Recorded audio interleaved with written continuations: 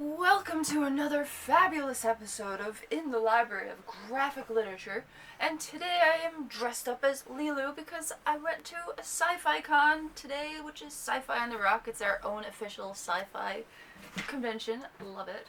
And here's Wallace Ryan! Round of applause. Thank you. Love the costume. Yes. Big fan of the film, and it works out perfectly. Didn't you? And I do believe this is. You won a prize too. Yes, apparently there was a prize for someone dressed as someone from The Fifth Element. So. It was just Who would have thought? Who knew? Right? That was destined to be your prize, right? And completely last minute cosplay. Completely last minute. Yeah. I literally went down to Dollarama to get some electrical tape this morning before I went. Well, it works though, right? What can they say, right? And the hair, I love the hair is you got the color right on there, right? Yes, you never know about those strange Facebook friends you add and it can hook you up with the wildest of things. Yeah. And before you have to block them again. No, I didn't block this one. Oh, okay. Not yet. I usually block them though. No. They get too weird. yeah, they do. Now today we're going to be talking about comics in boxes, basically slipcase editions. Some great comics, but also some nice presentation pieces here too, like some nice box sets. So if you like the box sets, which I do, I got 10 in no particular order either. There's no number 1, number 2, number 3. But it's 10. It's my top 10. All in. Now one of these days I will do a top 10 absolute edition from over there, where you see all those editions, because they're worthy of a show all in themselves. Now what's this about Mobius? I hear. Oh, Mobius. Well, Mobius. Actually, let's jump right to Mobius. Sure, we'll put this other one to the side.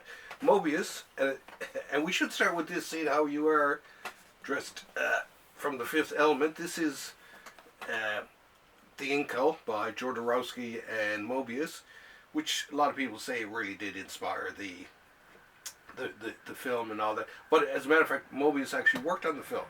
So a lot of the designs, that spaceship right at the start, and those robots come marching out. I mean, as soon as I seen those, it was just like, this is a Mobius movie. So went to the credits, and of course there was Mobius's name. So it was right, Mobius. Mobius. Anyway, so the box set for Mobius is this special edition Incal. And what I like about this is the box set part of it slides off. Dun, dun, dun, dun, dun. And then the book itself slides out from that. And it has a cool image of God. I mean, that... It's very godly. Very godlike, right? And like I say, the story, there's a lot of taken from John DeFool from the Incal, and it's just a crazy comic. It just never seems to end, right? It was when I was reading it was a constant go. It felt like the Fifth Element, actually, this book. But beautifully drawn. Oh, it is. Of course, Mobius being Mobius, he can't help but. And this edition has some pages from some other. There are a couple of pages in this not printed before, I do believe, but yeah, absolutely beautiful. So another box, and this one I picked just because it's such an unusual box. I mean, look, just a box within a box, but the way this is recessed, it's like, okay, that slides in, and then, oh yeah, and then this goes over here. But I love the way that looks like a stripe type of thing, right? You can see why this had to come, wrapped, right? And actually, all these do usually generally come wrapped. The next couple are some really. I decided for this one I'd go for a lot of independent stuff. Seeing how you're dressed up. We're going Fifth Element here. Anyway, the next one is. Oh, excuse me. Cut it off. The Complete 8-Ball by by Daniel Clowes. Daniel Clowes, of course, best known. Well, he made an appearance on The Simpsons, but he's best known for this. This is where I do believe this is the comic in which Ghost World comes from, if I'm not correct. And what I like about this, though, is the name on the side. Oh yes. Before you pull the books out. That's what I like too, is when you have some cool design for it. Pretty sure this is, if not, I'll be very upset with myself. But yeah, it was they're amazing comics all the same. It was very avant-garde type of stuff in the 90s, early 2000s. Maybe it is in the second one here. But I love his style. There's just something very... You can even see in the way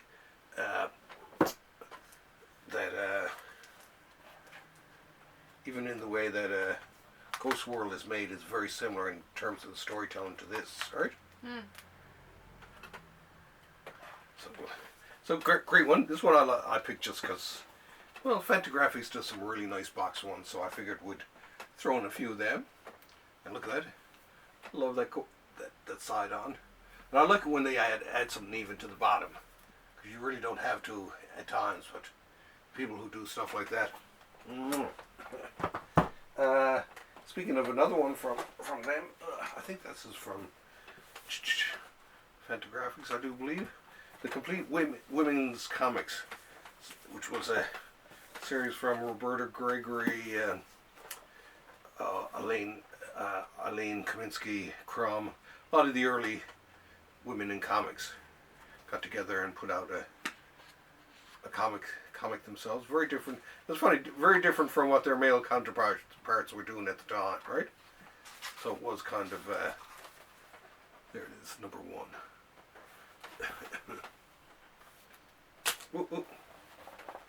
Oh, geez, that's right. There's a 3D thing in this. Oh. So I'll throw. Yeah. Oh yeah. There's the cover. Yeah. Oh no, that's not the 3D. Let me see. You have to show me. I'm not sure where there would be a 3D. No, let's see. 3D. Come on. It was that picture. Yeah. As you. Well, I got these. These are sealed though. I can't open those. Why not? Oh yeah. They're like 50 cents online. Oh, I know, but these came with these. But what I'll do is I do have a set of other ones that I use for stuff like that, because I do have other ones. Cheaper than 50 cents actually. Probably for 2 cents. Anyway, nicely designed books. Probably get 50 for 50 cents. Yeah, 50 for 50 cents. There it is. Oh, back there, yeah. There it is, yeah. There's one there. See? And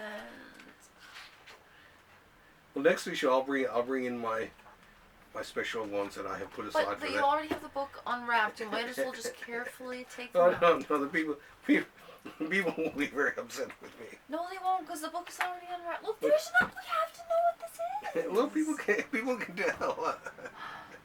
The patience I need for this man. But that's what I'll do next week. I'll find because I have a set pair of 3D ones that I use for this. Where did it go to? Oh, there it is. But I'll dig it out and we'll have a look at it, because I do have. Actually, there's a League of Extraordinary Gentlemen that has them, but I can't take out the really fancy drawn around the glasses. Very cool. So, but I will. I promise. We were literally just talking about before we did this video, like what our first movie was that we went to that was 3D. Like what the first 3D movie was that we went to. My English doesn't English sometimes. But mine was Spy Kids. Oh, because okay. they had like these bubbles coming out, and you could like almost touch the bubbles. Oh, okay. That would. But I always found like the red and blue glasses to be better than the other ones, because they don't drive my nose crazy for one. Like gives me like sensory overload there. I can't handle it. Well, I'm used to wearing glasses. I guess is the thing with me. I've worn them all my life, right? And it's like it just comes closer to me with the red and blue ones. Well, my first one was actually Andy Warhol's Frankenstein, you know, where it had like pumping bloody hearts coming out of the screen, and I actually used to get kind of headaches or whatever, but the old 3D wasn't good on my brain, but the new 3D when I first you need breaks in between watching it. Yeah, sure. But now when I seen the first time I ever seen a new 3D was the Guardians of the Galaxy, and I can remember it was just like, oh my god! Even in the theater, I didn't say oh my god, I said something a little bit more colorful, and but yeah, yes. So what's the next book? Next one is this is a series. This came out every so often, and I finally snagged myself in the most recent printing of it a copy of it. I'll just take out one of these here because they both weigh like a ton. Oh, here, hold the box there. Okay, holding the box. Holding the box. It's like they're stuck. It's like they're stuck together. They are kind of stuck together, actually. Yeah. Oh wow, you could even hear that. Oh. So this is. Here, I'll put this one back in here. For now, this is Strangers in Paradise by Terry Moore. Boom, boom, boom, boom. This was it's beautifully drawn. Comic, I think it started in the 80s, whatever, and it just kind of grew and changed over the years, as he the artist did. Mm-hmm. They were always women characters. Women were always the stars of all his stories, which was kind of cool. And Strangers in Paradise, when it first came out, it was huge. Everyone who was like, say, buying Sandman were probably buying Strangers in Paradise, right?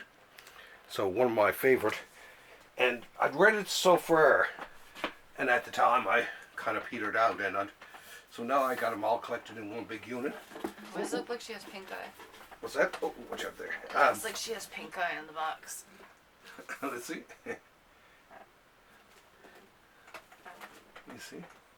Oh, it could be, yeah. Or could be a bloody eye. Type of thing. Now this, of course, same thing. Great. Oh no, blank on that. Blank on the bottom. Sort of neat. Oh, it's a black eye. Black eye. Oh yes. Okay. But great characters, great writing, and I like this set. As far as the box set goes, this is very boxy. Oh yeah, and it's heavy too. Here. You want to try it? I'll take your word for it. Yeah, okay, take my word. Because it is kind of heavy. Whew. Okay. What are you trying to say? It is a heavy one. Oh, not much. It's a heavy box there. Next one. This is one of my favorites, actually. This is a cartoonist named Gahan Wilson. And he was one of my favorite cartoonists. He passed away a couple of years ago. But he had the oh yeah. That's cool. I like that, eh? It's sort of the window. This one I love because because of the window.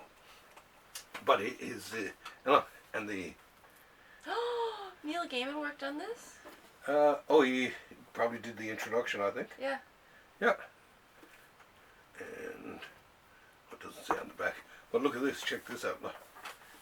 See the cover with the bottom. Like that.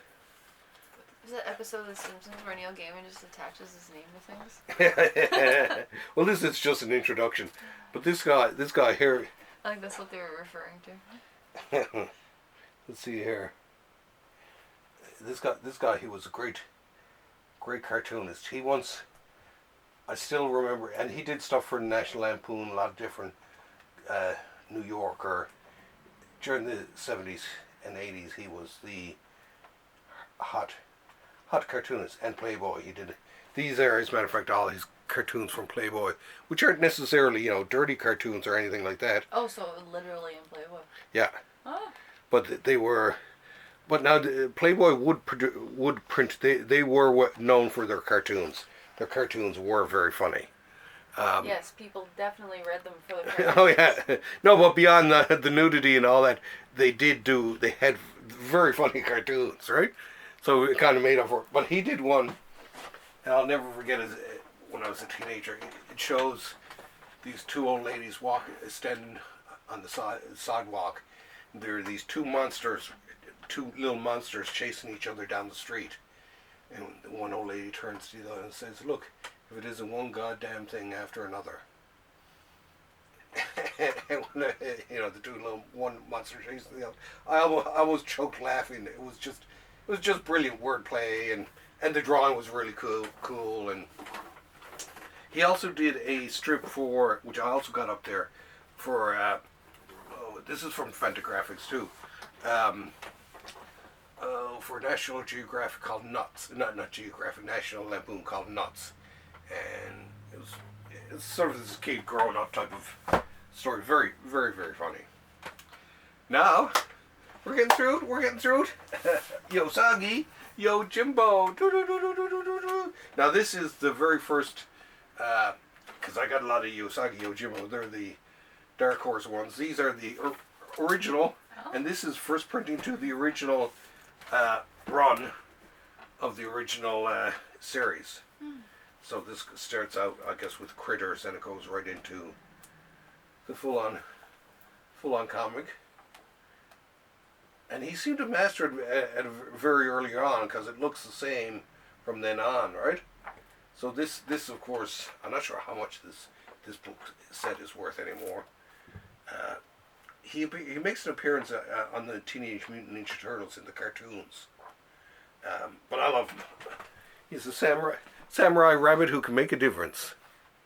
Walks into town and, sets things straight. Pull up your drawers. Pull up my drawers. And These suspenders, they do nuts. Yeah. We're twinning. Yeah, we're twinning.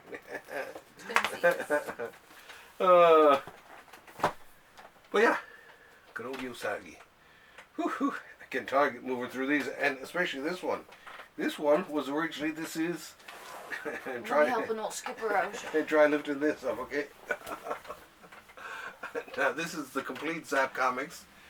This, at the time, it was beyond my reach, but Jason, I did a logo and some stuff for his girlfriend at the time, and so this was his way of paying for it, right? So I'll take up, this is issues 0 to 4. So this is a lot of Robert Crumb and a lot of other underground artists, but mainly Robert Crumb, whom I love. Holy crap, that's heavy. It is, isn't it, hey?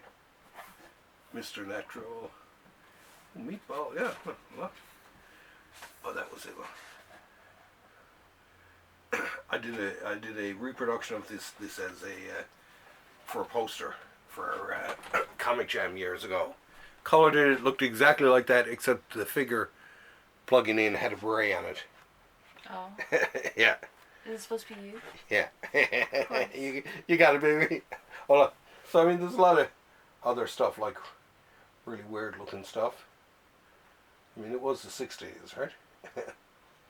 60s into the 70s, I guess, with the Zap Comix. And this one has two editions, the two last ones that were never printed. So it was like $500 at the time. Like I say, normally something out of my thing, but I was able to strike a deal, and and so it became. I think he bought two. I think he had a second one there too. I'm not sure if he ever sold that one, but hey. Now let's, hey, why not we'll just leave that here. And we just have a couple more. Oh, and this is, ooh, look, bit of dust on it. This is Hate, the complete Hate. Now what pisses me off is they just released a series this year, Hate Revisited, revised or whatever. So, and although that's coming out in the hardcover, but this is the first series. One of the funniest comic book series of all time. I love this. It's at first when I started reading it, I wasn't big on the style of art at the time. It was like, it was almost too cartoony for my likes. But the more I started to read it, the more I started to love it. Not just like it, I loved this comic. This has one of the funniest comics stories in it. I can't remember which issue it was in. but it's the story of Buddy Bradley and his scumbag friends, etc., etc. But there's one episode called Collector Scum. It's where him and his girlfriend are selling comics at the local comic book fair or whatever. And it's funny because Jason and I sold comics together. I shared a table for years at the old flea market, and everything that was in that story we encountered, right? The type of people, everything. This guy had it down. But this, I've been waiting for this for years to come out in hardcover, and they put it in a box set. Look at this, look at this. Dig it, dig it, dig it. Very fancy. Oh, and on the back. Give it a tiny clap. What's that? Tiny clap. Yay! So yeah, love it. And now, to go along with that, oh, is another dusty one. Oh, look. This is the complete neat stuff, which once again, this is the prequel to Hate. This is a series he had before that, called Neat Stuff, and it had the same Buddy, only he's younger. He's in high school age or whatever, and it's once again absolutely friggin' hilarious. It's about it's same guy. It's only years earlier, and it's him and his sister, brother, and dad and mom, and it's I love it's such a wonky art style. It's just like, but still his stuff. This like Hate are some of the funniest comics I've ever read. Like funny, so sometimes I've read comics, they're supposed to be funny comics, and it's just like ha ha ha ha kind of. You're giving them pretend ha's. These, it was just like, if I was drinking my tea, I'd be blowing the tea out my nose. So this is a 5T nose blower. Just that good. And now, last, and definitely not least, so, of course, what would any show be without some mention of Jack Kirby?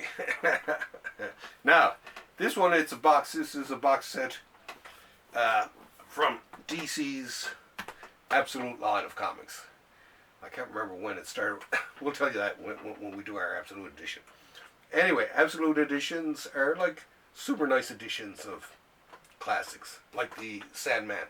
The Sandman with their leather spines to them. As a matter of fact, the Preacher, I wasn't going to buy the Preacher Absolute editions. I had all 6 smaller hardcovers. So I was ready to ignore it, but Jason purposely got in a copy, and it was just beautifully done. And after a while, I was just like, okay, I'm gonna buy that and just give away the others. Now this one, look, it got the cool computer thing on it, which is that mother box that is hanging around. They actually came more in a cassette shape than a block. And I like this, look, the hole for Jack to look back out through. And the best thing, Kirby.